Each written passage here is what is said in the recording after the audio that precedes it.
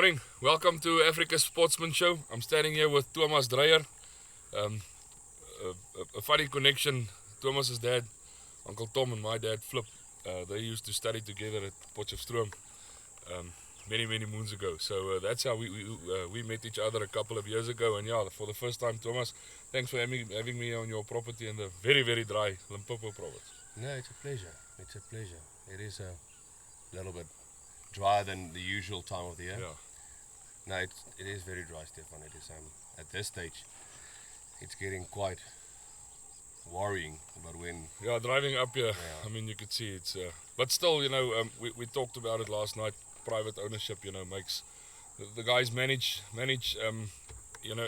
Each to its own. They try and manage the area that they own in such a manner that next year, this time there'll still be animals. So just explain to us this week. What are we gonna do? It's a special week for me. Stefan, this week we're gonna look for a sable for you.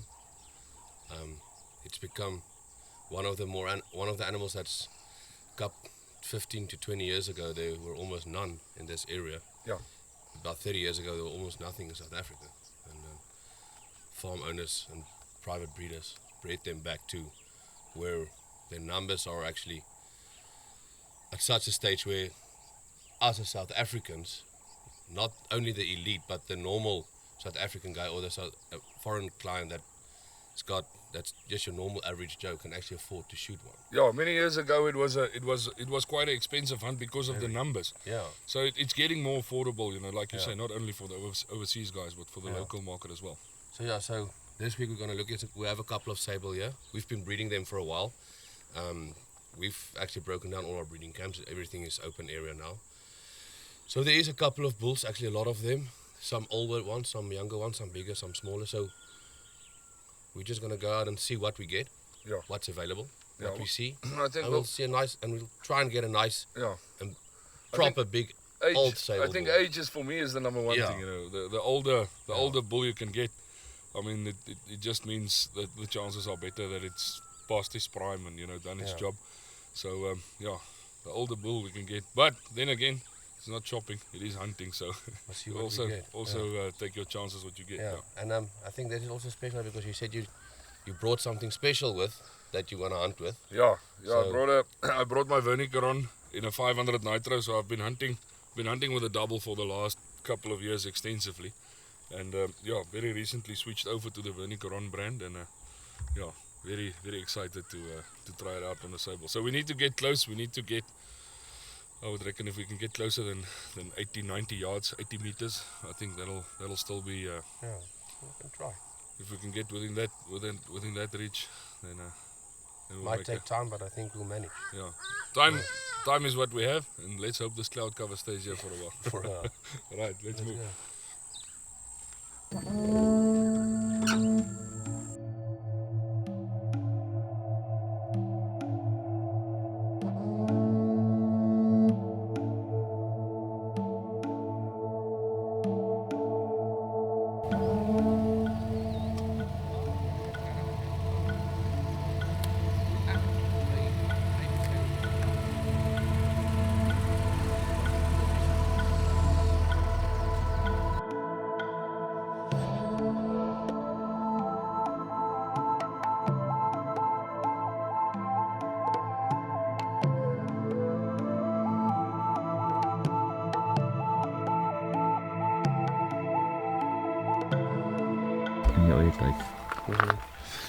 Okay, Stefan, we've driven around a bit.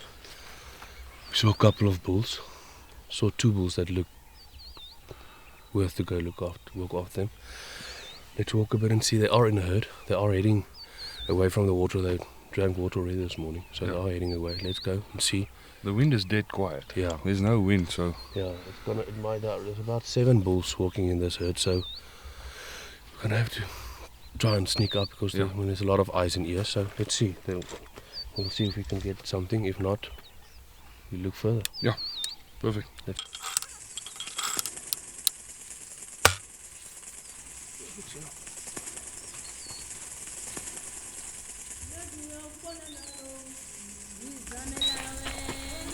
you see that bull away from us. Just walk in. That bull got a massive body. There's a couple of bulls, Thomas. Thomas, how do you determine from this distance the age difference? Do you look at the horns, or do you look at the skin color, or do you look at body size? What is the... Stefan, there's a couple of stuff you can look at. Normally, with a sable, when they go past about 7 years old, they develop a post-growth, Yeah, what we that's call secondary secondary horn. growth Yeah. on the base of the horns. Okay, If they start to make that, you know it's an old bull. okay. And sorry, you'll see with the older bulls. You'll see, exactly, if you shoot one now, you'll see they develop like a Roman nose, like the buffalo do as well. That's all signs of old age. Okay. And the skin color, it's hard because once from about 4 years old they start to turn pitch black. Okay. So it's quite. I mean, they can only go black. They can't go darker black than black. So when you see a lighter color bull, you know it's a young one. Yeah. I mean, that's a given. Yeah. But so the color difference between a 4-5-year-old sable and an 8-year-old sable, it will be impossible to tell. Yeah. Okay. Yeah. So in some differences, you do get some of them that on the rump they still stay a bit brown, and they only develop a lot later. But other bulls, like I said, in 4 years they go pitch black. Yeah, So okay, so okay. I look at the horn, the secondary growth, and that Roman nose, and then in body size. I mean, an old animal, 90% of the time, has got a bigger, stockier body than a younger bull. But I think let's work our way there, so we don't shoot directly into the sun because it looks like they're veering off their way. Yeah. Okay. So we just line ourselves up.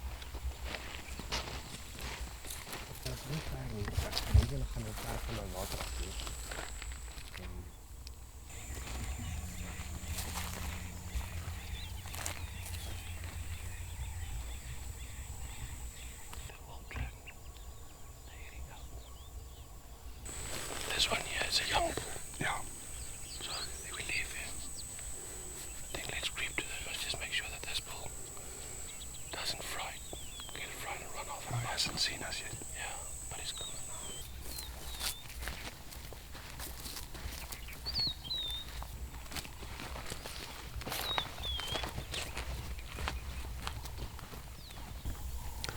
The one thing you need to remember, I haven't shot a sable yet. This is my first time, so yeah, quite exciting, and you know, it's totally new for me. So I'm completely in Thomas's hands here.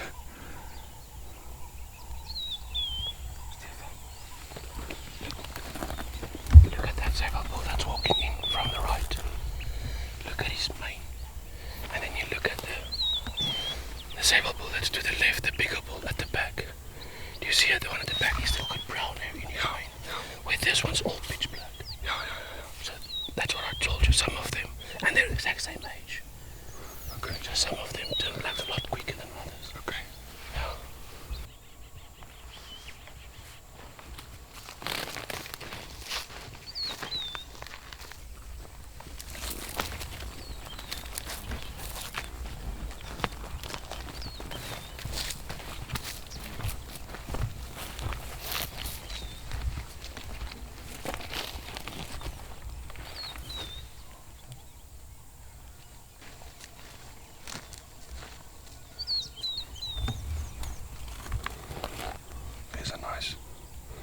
He's a nice colored bull. It's about 200 yards away, but he's behind some really thick stuff. Thomas said it looks like a nice bull, so we're gonna try and use this cover, get closer, and then just double check if it's a really old guy or not.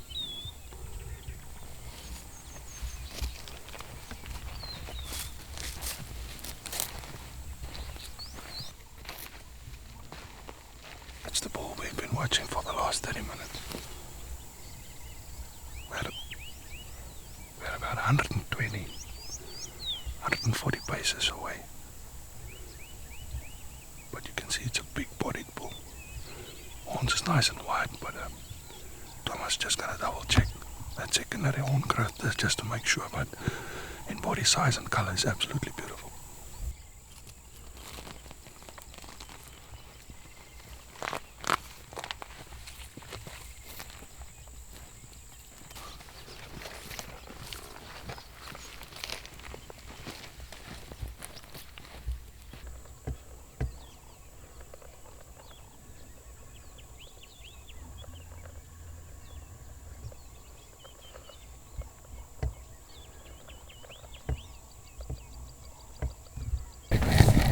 Just wait for it to turn broadside.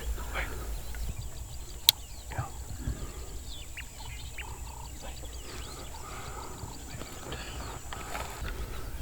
Okay, it's turning. Okay.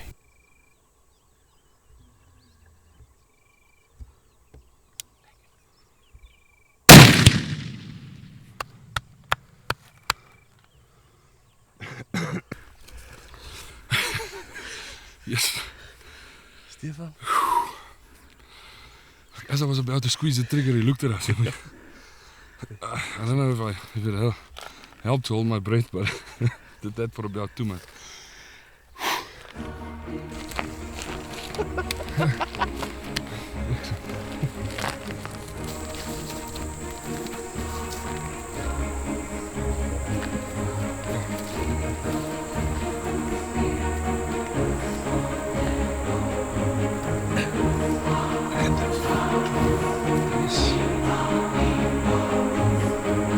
Check hierdie basis, huh?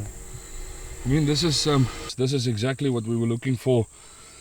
You know, in terms of that secondary horn growth, it's an absolutely massive animal body-wise. He's pitch black, and this is exactly the animals, you know, that we like to target. This thing has done its job. I mean, he's what, 8 plus years old? Yeah, I think it's closer to 10. He's done his part in a herd Yeah. many years ago, and the only value that this animal has got left, you know, for a guy like yourself, is a trophy value. You know, for a hunter, there's a lot of meat to consume as well. That's going to happen in your camp. So this is where the last value of this animal lies. Yeah. Is in hunting it. It is.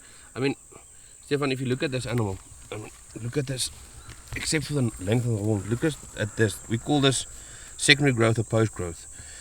The older they get, the slower the horn grows. Like you can see here, it was still a young bull. The ridges are further apart and it starts getting less and less and less and less until here where it's almost one solid horn. Yeah. So I mean, and that's what I told you when we were hunting them, when we started trying to pick out the herd of Yeah. the bull that we wanted to shoot. This is one of the first characteristics Solid to look characteristic. at, Yeah. to try and figure out whether it's an old bull or not. Yeah. Before you look at the teeth, before you look at the body size, this is, cows has it, have got them, and the bulls got them. And like this bull, I mean, you can look at him with all these marks. This bull has been fighting, and I mean, he's already starting to lose hair in his neck. So I mean, this bull is really past his prime. Yeah. And it's true what you said. I mean, if the last consumer is the hunter in this industry that we are in, Yes. and it's a beautiful bull. Yeah, I this mean, is a you beautiful shot bull. yourself Thomas, an incredible sable. thank you so much. Yeah, it's nice being part of a you know, of a model like this that we have in South Africa that works, and it works well. And yeah, it was a great privilege. Yeah, Thank you very congrats. much.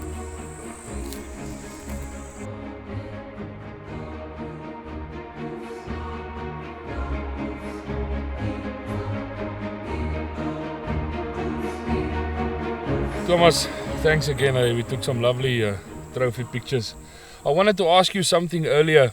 The Sable, zwart-wit pens in Afrikaans. The Sable, you know, has been in a lot of discussion points over the last few years as a sought-after trophy animal.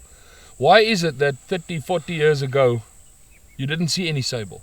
I mean, what was the reason? You always saw kudu and you saw impala and you know, waterbok and whatever, but the Sable was on the brink of extinction. Why is that?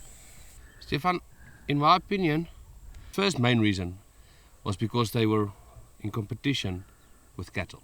Okay. Because remember, if you take 7 years ago, 10 years ago, let's go back 10 years ago, venison or game meat wasn't as popular as it is nowadays. I mean, if you think of your dad and my dad, they used to live off lamb Yeah, and beef, that's it. cattle. That was, they farmed cattle, they farmed lamb. So, because Sable is a 100% grazer, and they're very selective grazers, so they won't eat in 100 hectare pasture for argument's sake and stay there. They'll move, and they need big area. So they literally ate the grass that the cattle were supposed to feed on. And the cattle had a much higher value. yeah, because so- everybody ate beef and lamb. That's it. And the other reason, in the other parts of Africa, Zimbabwe, Zambia, Angola, Botswana, Mozambique, they were hunted for their meat. because, in my opinion, I think sable is probably the most delicious meat that you can get, game meat. And like if you take Angola, in the Angolan war, they used to shoot the sable for ration, for camp meat. Yeah. And if you talk to anybody that hunts Southern Africa, which in Zimbabwe, all those places, the most sought after meat that they use for camp meat is sable. So that, and being in competition with the cattle, I think was the two main reasons. The third one, I think, is just area, because they prefer vast areas, because they're selective grazers. When the game farmers started putting up game fences, they couldn't move where they wanted to move. So I think drought a little bit, but I think and the farmers started shooting them, and yeah, I think that's the three main reasons why they went almost to extinction. Well, Thomas, to sum it up, the South African model that we created, lets us hunt these animals, and therefore they'll be here for many years to come. I mean, the hunter's dollars that goes back into an animal like this, is not only protecting the species, giving it value for a farmer to keep farming and having these animals, but not only that, what we often overlook is a huge part of those dollars, not maybe directly as in form of a note, but this goes back into, I mean, there's a couple of families living off this piece of land, and I mean, taking this area as well, of other guys like yourself, as an outfitting business as their main source of income. So all in all, I mean, this is what conservation is all about. I mean, not only protecting the species, but uplifting the community around you and the families involved in this hunting industry. Thank you very much. It's been a real privilege. Pleasure.